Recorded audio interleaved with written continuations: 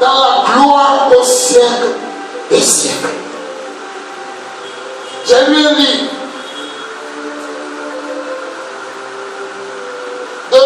d'une femme américaine. Elle dit, Dieu m'a enlevé pendant 7 jours. Elle allait en enfer. Elle a vu une femme qui était habillée. Mais quand elle a vu, monsieur le Dieu a dit que cette femme-là, elle est du temps de Moïse. Elle était parmi ceux qui sont révélés contre Moïse. Et depuis, elle est en train de souffrir en enfer. Depuis le temps de Moïse, le jugement n'est pas encore arrivé. Le feu la brûle. Elle dit ceux qui sont là-bas. Prends Marc chapitre 9, verset 40. On va dire ça. Marc chapitre 9, verset 40. C'est le verset que je n'ai pas prévu, mais que le Seigneur me met à cœur. C'est 40 est trop longtemps que je fais. Maintenant, je vais le voir moi-même. Marc chapitre 9.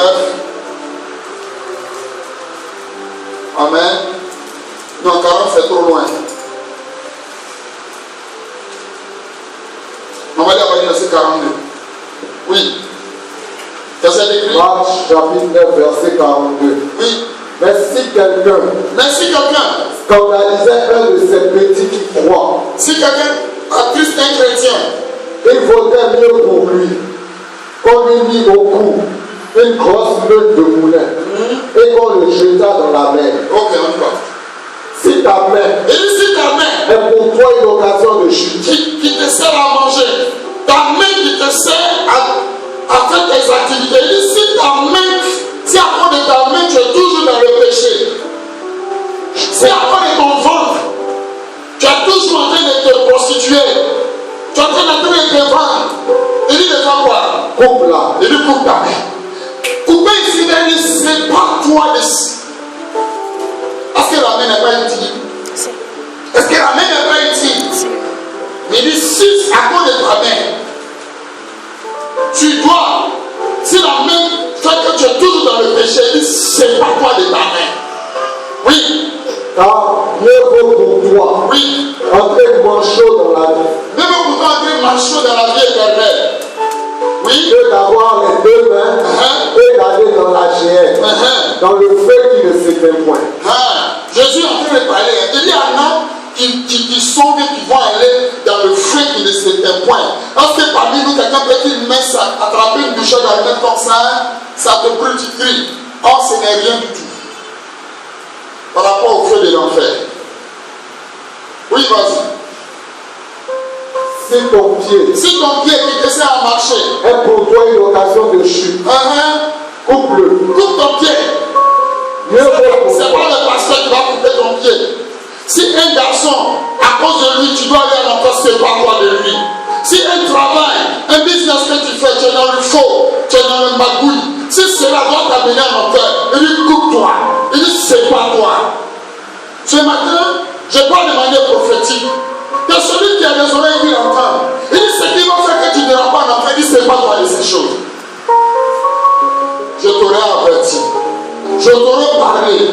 Parce que peut-être que tu ne sais pas, mais les caméras du ciel sont ici. Dieu sait. Ce jour-là, il dira mon serviteur t'a averti. Ce n'est pas pour rien que tu es là ce matin. C'est pour que tu entends ces choses. C'est dans l'amour du Seigneur que je te le dis. Et si ton pied doit être une occasion de chute pour toi, oui, coupe-le. Coupe-le. Mieux vaut pour toi entrer poigneux dans la vie que d'avoir les deux pieds et d'être jeté dans la géhenne. Dans la géhenne, écoute maintenant, la géhenne, ça dit dans l'enfer, oui. Dans le feu qui ne s'éteint Le feu qui ne s'éteint pas, oui. Et si ton œil est pour toi une occasion de chute, arrache-le. Mieux vaut pour toi entrer dans le royaume de Dieu, n'ayant qu'un œil, que d'avoir les deux yeux. Frère, le paradis, c'est une affaire de violence. Jésus dit ton œil qui te sert à voir. Si ça, il dit casse ton œil. Vous dites que la chose la plus importante que tu as sur la terre, si à cause de ça tu dois rater le paradis, prends une décision courageuse.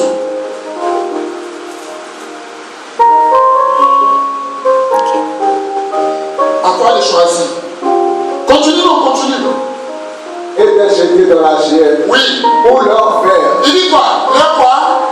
Leur faire. Beaucoup de talents à l'école en mer, c'est quel belge? C'est quel genre gens de verre. Les vers de terre. Il dit ceux qui sont en enfer, il y a des vers de terre qui se promènent en eux. Oui. Où leur verre ne meurt point. Oui. Et où le feu ne s'éteint point. Amen. J'ai dit ça quand on dit de cette dame. Elle dit qu'elle a vu en enfer. Les gens qui sont là-bas, les vers de terre se promènent en eux. Et puis le feu les brûle. Et puis ils sont encore solides. Mais ils sentent la chaleur du feu. Ça les brûle. Ça ne s'éteint point. Ça dit du matin au soir. Le feu est en train de les brûler, bien aimé. Jésus dit, je suis venu préparer une place. Est-ce que c'est à cause des gens Philippe tu vas aller en enfer? Est-ce que c'est à cause de cette petite fille que tu mets les petits vols, les mensonges, un peu de pornographie, un peu de masturbation, un peu de colère? Si on ouvre les portails ici, il y a des images pornographiques. Si tu mets, tu vas aller en enfer avec.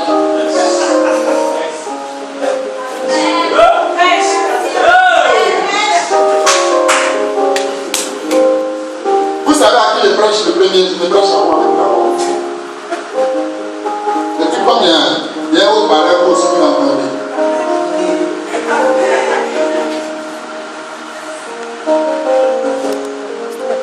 Il dit ceux qui sont là-bas, il y a des vers de terre qui les rongent nuit et jour. Elle dit elle a vu de gros serpents. Elle a vu des démons. Le titre dit c'est révélation divine sur l'enfer.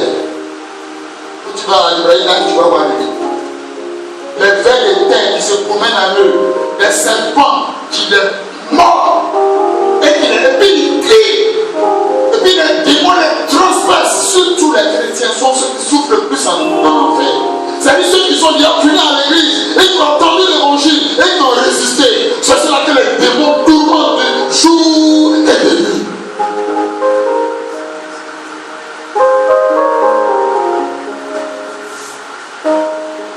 Le pasteur, c'est plus grave. Tu as vu au verset 3 des gens, 14. Il dit quand j'aurai fini de préparer l'emploi, je viendrai vous chercher. Oui. Oui, on dit, vas-y. Il dit, vous savez où je vais. Il dit, vous savez où je vais. Et vous en savez le chemin. Vous en savez le chemin. Thomas lui dit, Seigneur, nous ne savons où tu vas. Il dit, on ne sait pas où tu vas. Comment pouvons-nous en savoir le chemin? Jésus lui dit, je suis le chemin. C'est moi qui suis le chemin qui va au paradis. La vérité. Il dit, c'est moi Jésus, je suis la vérité. Et la vie. C'est moi qui donne la vie éternelle. Amen. Et que nul ne va au Elle ne vient au Père que par moi que seul. par moi. Ce matin, c'est l'introduction. C'est l'introduction de cet enseignement. Alléluia. Alléluia. On va lire juste Matthieu chapitre 24, verset 1 et puis on va arrêter là pour aujourd'hui. Oui. Donc, est-ce que Jésus-Christ revient-il? Oui, parce que lui-même, il a dit, je vais préparer une place, que je reviendrai pour vous chercher. Vous là, c'est qui? Ce ne sont pas tous ceux qui vont à l'église, c'est tous ceux qui sont chrétiens réellement. Parce qu'il y en a qui sont comme chauve-souris. C'est un oiseau avec des dents. Donc il n'est pas animal, il n'est pas oiseau. Il y en a qui ne sont pas chrétiens, ils ne sont pas païens. Donc moi je l'appelle les crépaïens. Il dit, je viendrai vous chercher. Est-ce que tu es prêt? On va me faire répondre. Alléluia. Oui, vas-y. Matthieu 24, verset 4. Non, verset 1. Verset 1. Oui. Comme Jésus s'en allait au sortir du temple, ses disciples s'approchèrent pour lui en faire remarquer les constructions. Voilà. Mais il leur dit, voyez-vous tout cela? Je vous le dis en vérité, il ne restera pas ici pierre sur pierre qui ne sera renversée. Amen, c'est bon. Quand tu prends en Marc chapitre 13, on parle encore du 24. On dit que Jésus sortait, parce que ce jour-là, il était allé prêcher. Et puis, Salomon avait bâti un temple glorieux. Un temple que personne n'a déjà vu sur la terre. Tu as une maison où Le mur, c'est en or. Tu as déjà vu ça une fois sur la terre? Jamais. Ou le sol, c'est de l'or. Tu as déjà vu ça sur la terre? Jamais. Mais c'est ce que Salomon avait fait. On dit qu'il avait trouvé le mur. Le mur était en or. Et le papier était en or. Les disciples ont dit, ah! Bishop! Non, le temple est trop joli. Jésus dit, voici les chiffres. Il dit, regardez, eux ils ont vu le temple, ils ont vu ce qui est beau. Et c'est comme ça aujourd'hui, les chrétiens, on se laisse intimider par ce qui est beau. On se laisse effrayer par ce qui est beau. Regarde sa voiture, toi-même tu es d'accord.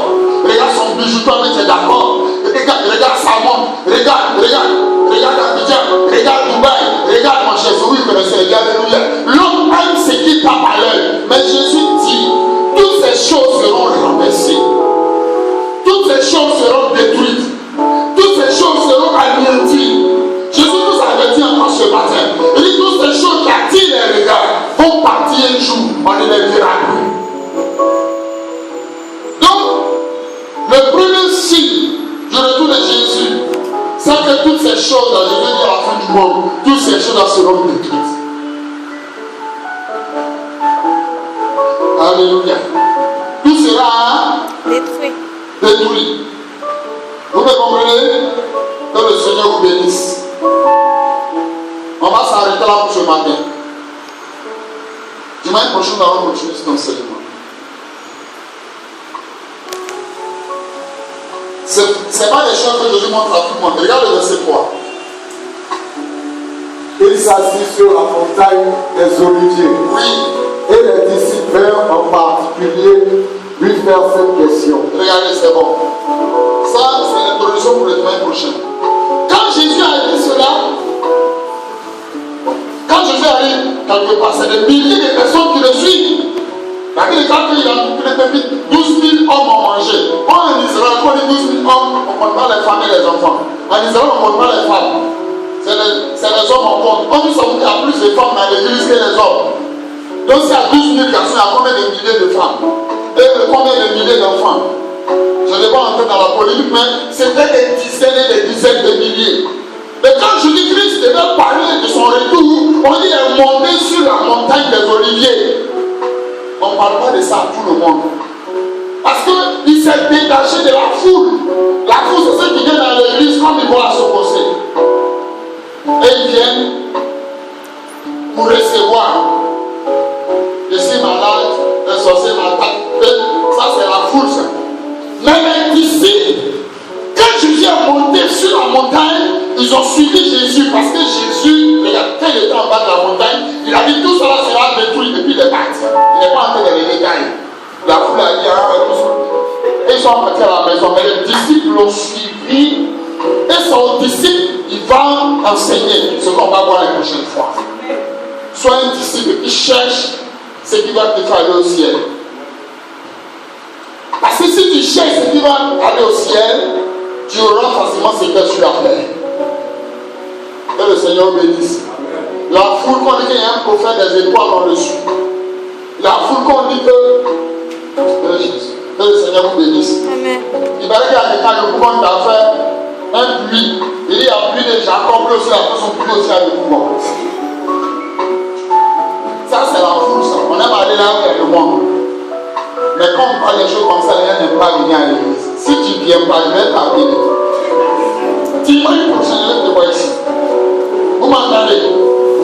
Alléluia. Il paraît qu'il y a un pasteur à Abidjan ici, il met une chaise comme ça. Les 12 tribus. Ça, c'est les tribus de Azer, de Gad. Tu t'assois ici, tu payes 500 000 tribus pour que ça coule.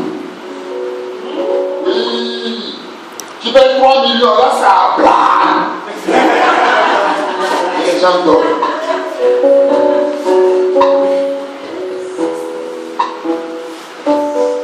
Alléluia. Ça. C'est ça que Jésus a enseigné. Jésus dit, il vient. Donc on va